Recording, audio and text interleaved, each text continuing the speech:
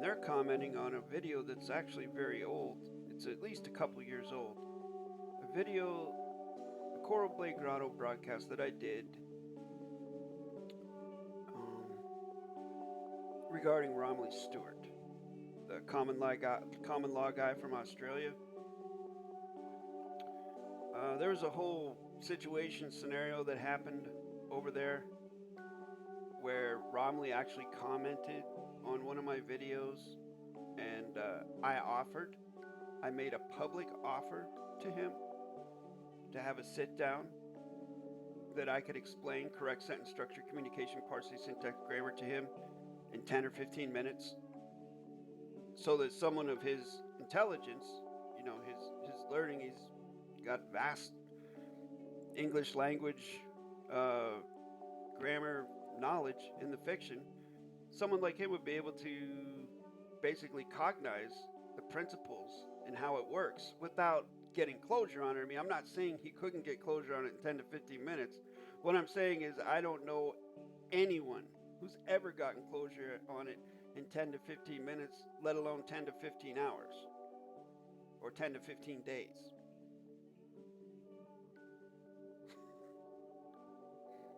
More like 10 to 15 months. That would be a good guess. Anyhow, I offered that, and he never took me up on it. And he said something interesting in a comment where Romilly said, "My name is Romilly Stewart and I make no claims," which is hilarious, because if you're making a claim of no claim, you're still making a claim, because you can't prove a negative.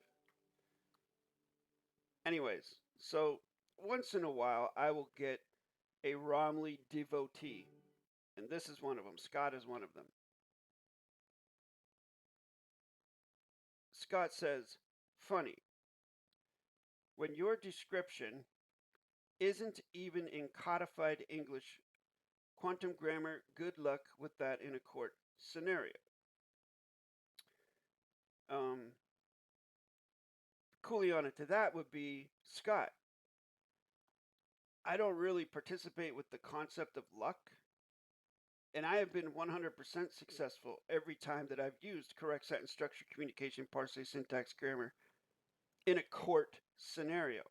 If you know what a court is, for 8+ years I've had success with it, as have my top students.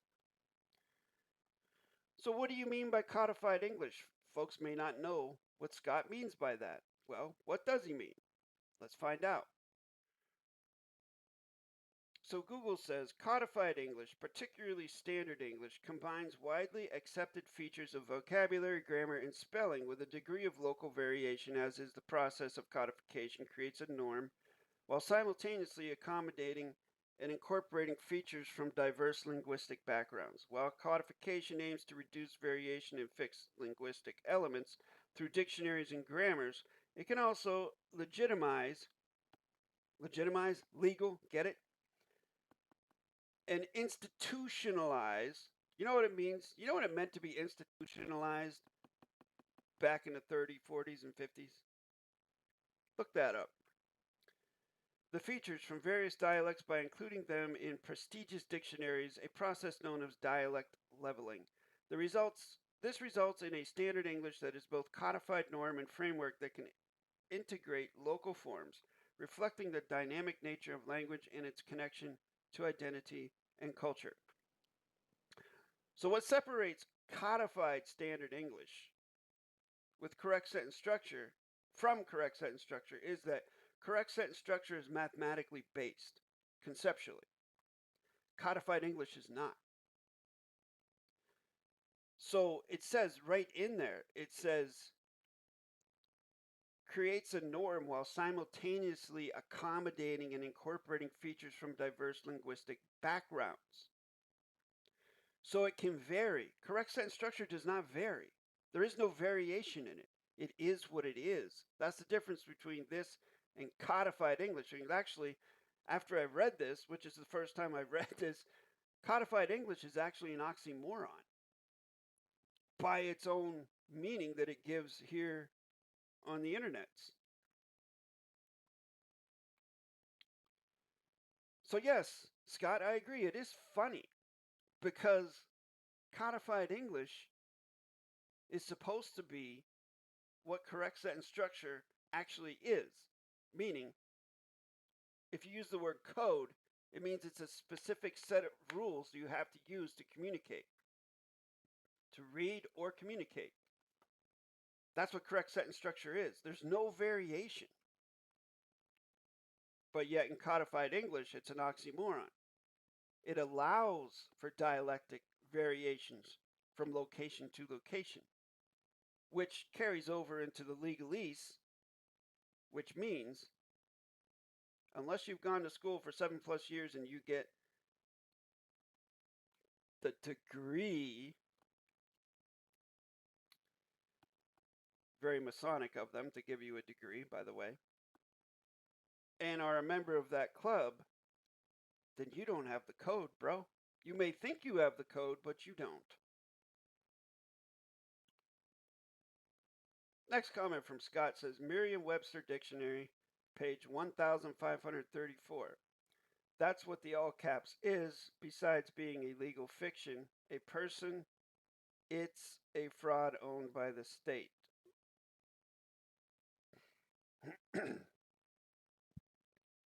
What is he talking about here? Ram is totally correct.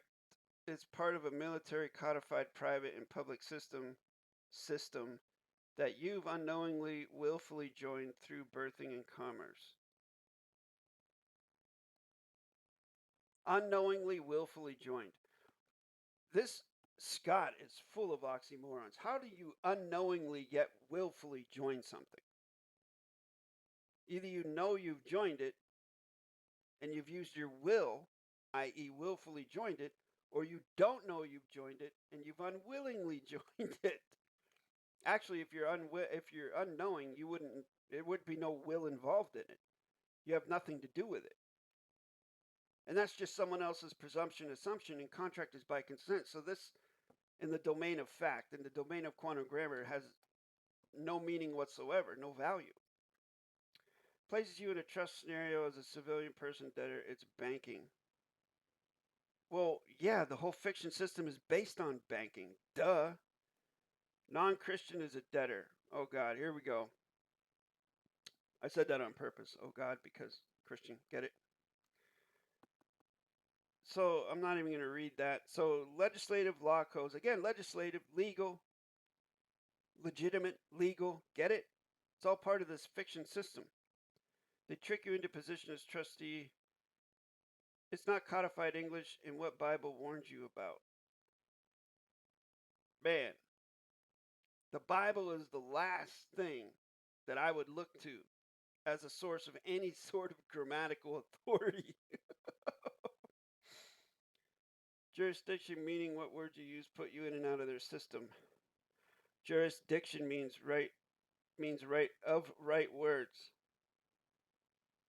Is that what that means? Okay. Maybe that's what it means to you in the fiction, Scotty. But that's not what it means in the domain of fact. Lee Redford. Who's Lee Redford? I thought this was all Scotty. Let me see. This is Scott. 2 comments from Scott, and then we got a Lee Redford that says, as Romilly was the first man in 100 years to F. Edward Mandell House. Whoa. Why are you talking about Romilly's sex life on my channel? I missed that the first time around. I didn't read this. This isn't the time and place for that, Lee. Leave Romilly's sex life to himself. I mean, that should be some private stuff, don't you think? Ever since they have searched for grubs to run interference, this grub just another one. What? In 2025, Romilly lives in peace with his black card that makes him the most powerful man in Australia, and also the card proves 100% that everything he said he lived by. I have no idea what Lee Redford is babbling about here. But I will say this, if Romilly is the most powerful man in Australia, then why is Australia such an effed up place? Or is Romilly the reason for the effed upness of Australia? Because I know lots of people that live in Australia, lots of folks, and they've never heard of Romilly Stewart. So if he has power, he's definitely keeping it a secret. Thanks for the entertainment, fellas. Appreciate it. And I wish you well on your journey in the fiction system. Next comment comes from April Juanita. And she says, these types of videos really helped show me how to syntax. Love it. The words of wisdom made me laugh and truly think about the wording. Thanks. Well, you're very welcome, and thank you for your viewership. Next comment comes from member Razvan. Thank you for your membership. And they say, hey, Jason, there's some great material you're putting out there. Thanks for all of them. I usually look out for the syntax videos. Can't get enough of those. Some ways to explain CSS CPSG to people that don't know anything about it is also really important. How not to speak over people's head. Well, Razvan, since you're asking, and I've known you for years, my friend, I will offer you this. Think about what you're saying to someone in terms of how someone else would be speaking to you. How would you feel if someone was speaking to you the way you're speaking to someone else? Because most likely the things that make you feel like you're being spoken down to, or like someone is trying to, I guess how you would say it, to use a fiction term, lord their knowledge over top of you, is probably the same stuff very commonly that would make other folks feel that way. That's something I definitely learned, especially dealing with the fiction system in many different contexts. I have actually found an opposite technique to get fiction Vasiles. Well, there is no other type of Vasile except the fiction Vasile, I suppose. To get them to share knowledge with me is to basically humble myself to them and come to them with an empty cup. Now, whether in reality that particular cup or file folder is empty, that's my own confidential knowledge. What I'm trying to do when I'm speaking to a Vasile is to gain some knowledge, because it's best to go in with the most knowledge that you can get so that you can handle and navigate yourself safely through those scenarios. So basically, to use plain simple English, codified English, Scotty, I will go into a phone conversation with a Vasile or a personal conversation down at the township building or something from a position that I'm basically ignorant. I don't know what I'm talking about. And since they are there in a position of power, would they please teach me how things go? And then when they relay that information to me, that's when I begin speaking to them using logic. Not from a position of knowledge, but a position of logic. Okay, you're offering this data to me. This is what you're saying. Now I'm putting it through the filter of logic. Does this make sense? Like, I got into a conversation with a township employee once about how they put the word occupant on an envelope sent to my domicile having to do with a water bill. And I asked them, what does this mean? What is this word? What is the meaning of this word occupant?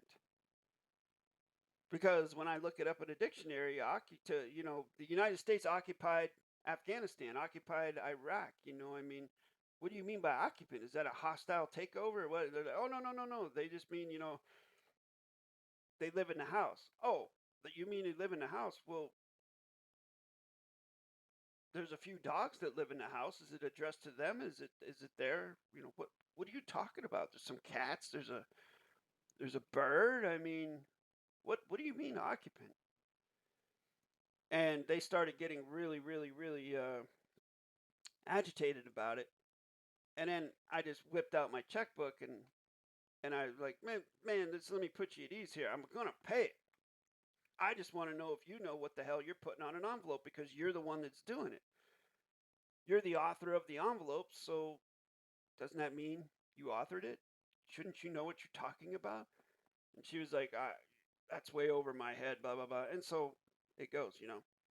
But I didn't speak down to her like the way most of these oxymoron sovereign citizens will do in their audit videos on YouTube, where they'll talk down to a Vasily and basically condescend them and be ignorant. That's, I think, the wrong way to go about things. Definitely, it's okay to confront, but it's not okay to condescend. Unless, of course, the situation calls for it, which I can do that as well, but most times I don't. I choose kindness over condescension. Next comment comes from Tin Rib Music, and they say, what is the purpose of guidance for fellow good people who can only save themselves? Well, to answer that question, Tin Rib Music, what is the purpose of guidance for fellow good people who can only save themselves? If you are lost at sea, your boat gets capsized and you're in the water, and you don't know how to swim, yeah, you can only save yourself. But if you don't know how to swim, what good is it going to do? So shouldn't you, oughtn't you, learn how to swim first? So that if it does happen that you get thrown in the water, that you know how to swim and you can save yourself? That's the best analogy I can use. That is the purpose of guidance. Learn techniques so that if the situation does arise where you need to save yourself from danger, then you can do it. Now,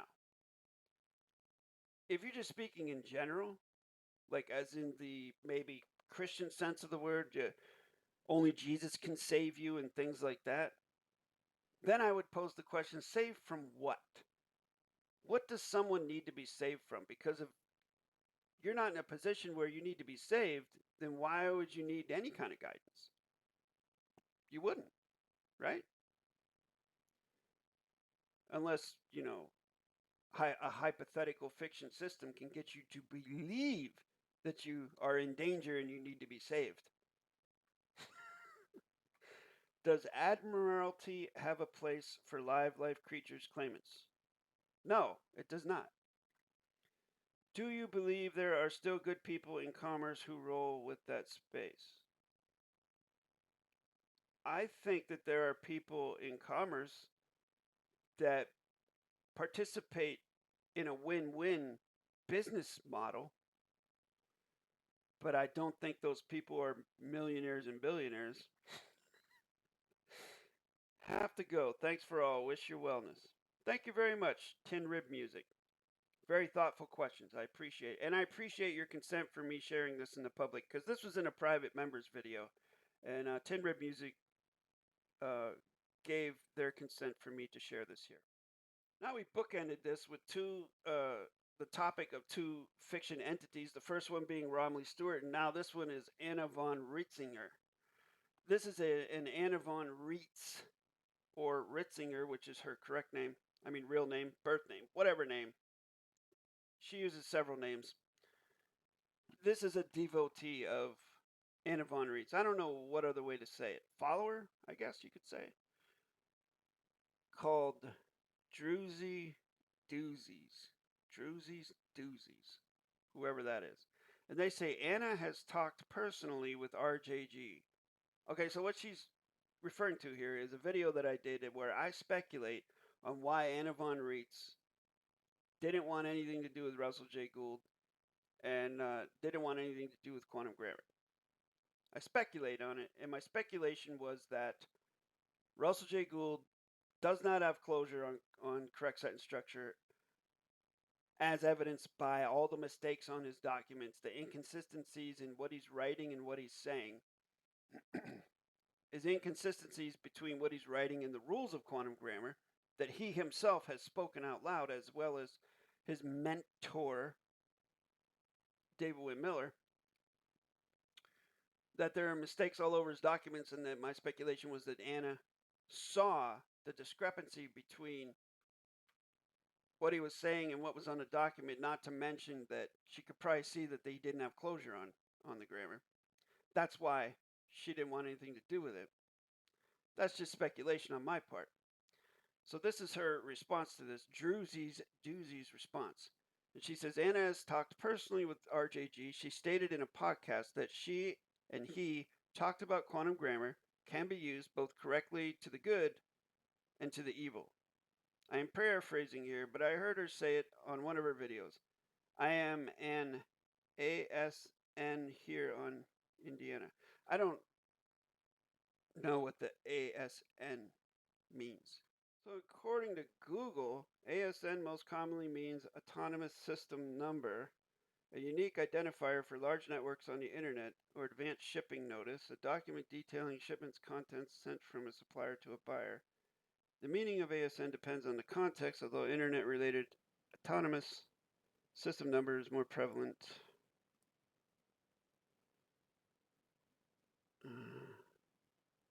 Army service number, additional support needs, an amino acid. Okay.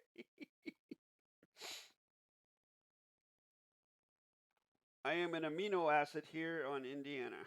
Okay. Nah, that's pretty funny. Anyhow, so they're saying that they're paraphrasing here.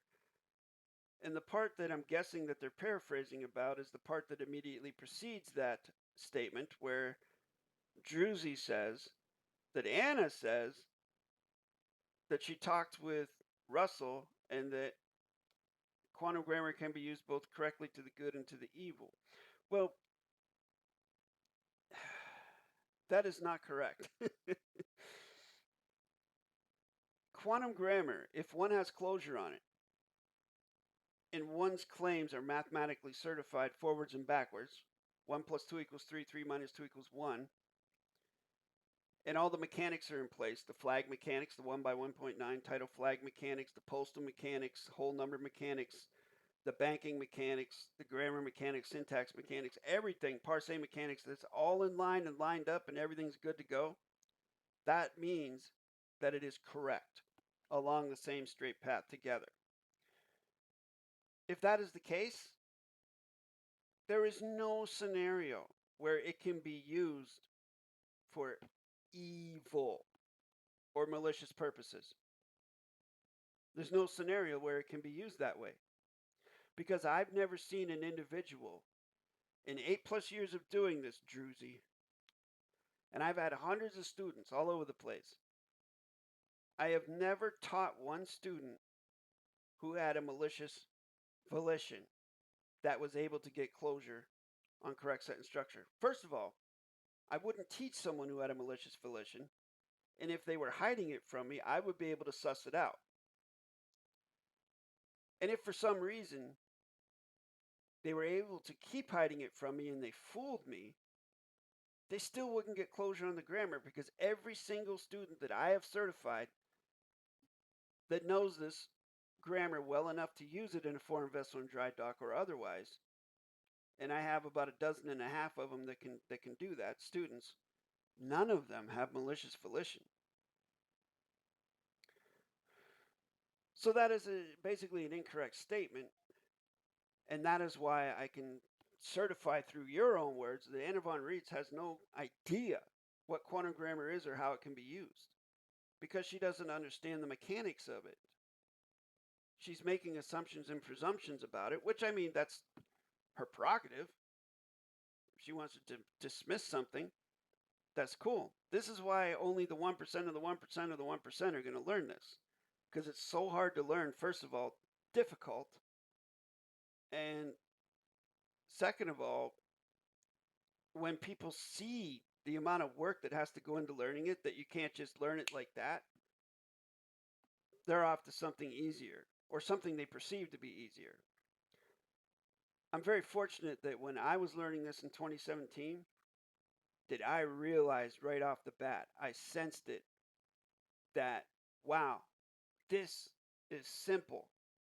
I can just learn this one thing, and then I don't have to learn any more legalese. I don't have to look at common law. I don't have to look at UCC codes. I don't have to look at anything.